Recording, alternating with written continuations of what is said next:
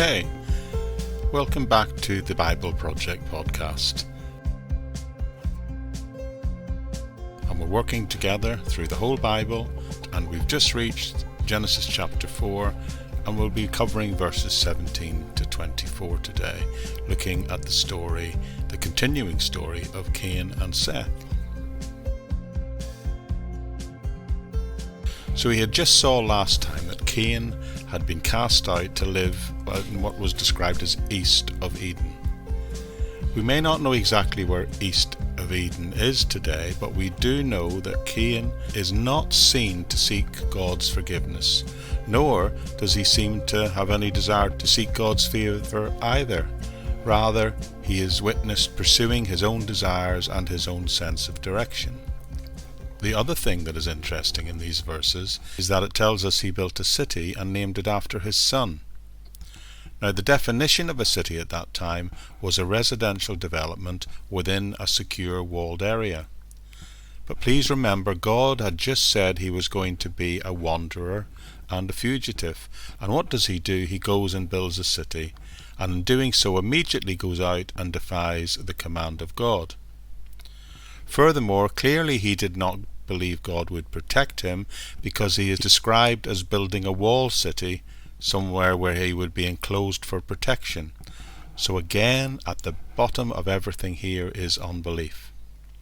Now, in the verses that follow, there are a whole bunch of his relatives whose names are mentioned, but the author deliberately lists those names in order to clarify the family line.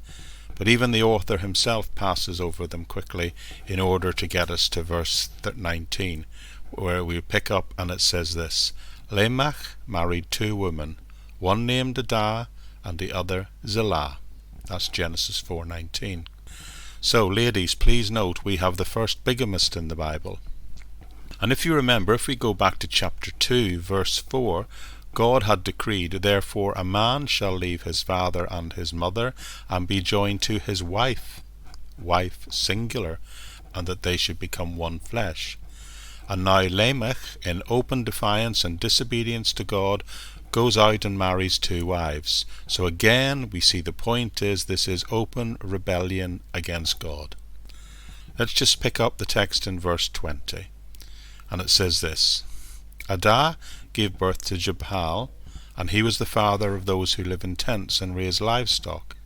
His brother's name was Jubal, and he was the father of all who play stringed instruments and pipes. Zillah also had a son, Tubal-Cain, who forged all kinds of tools out of bronze and iron. Tubal-Cain's sister was Naamah. That's verses 20 to 22. Now, this list is giving us some interesting insights into the very beginnings of the human race. We see here the originator of the nomadic farmers, and then there is Tubal-Cain, who is the first to forge in bronze and iron, and his sister is named as a leader of female musicians. Tradition tells us that she made music on drums, but probably for the purpose of idol worship. So Cain's descendants are seen to be gifted, but godless.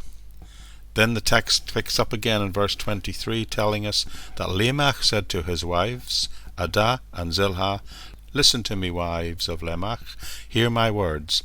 I have killed a man for wounding me, a young man for injuring me. If Cain is avenged 7 times, then Lamech 77 times. So here we see violence again, and we see vengeance taking place. The grace that God had showed Cain's line in allowing him to live is already being ignored by his ancestors. All this violence springing up from a single act of disobedience by Cain just a few short verses ago, and worsening within a supposedly cultured civilization. Remember, there's now music. We see the work of artisans and artists, musicians and craftsmen. What we're seeing here is culture and art increasing, whilst at the same time the society is degenerating and falling further and further away from God. The family line of Cain was indeed able to make great achievements and accomplishments, but at the same time they are drifting further and further away from the Lord and degenerating into violence and even murder. This is a great picture of artistic and technical success alongside abject moral failure. So remember, friends, material progression does not necessarily mean moral advancement, and that, I believe, is the lesson that this text teaches us today. And that's the final part of this section, but next time we're going to find out more about Seth. I look forward to seeing you then.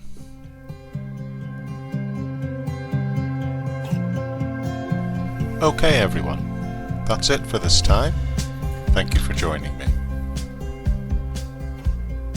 Now the place to go to connect to this and any other ministries I'm involved in is the podcast's notes section of the audio podcast on the Buzzsprout website, or by looking in the episode notes section on whatever app provider you use.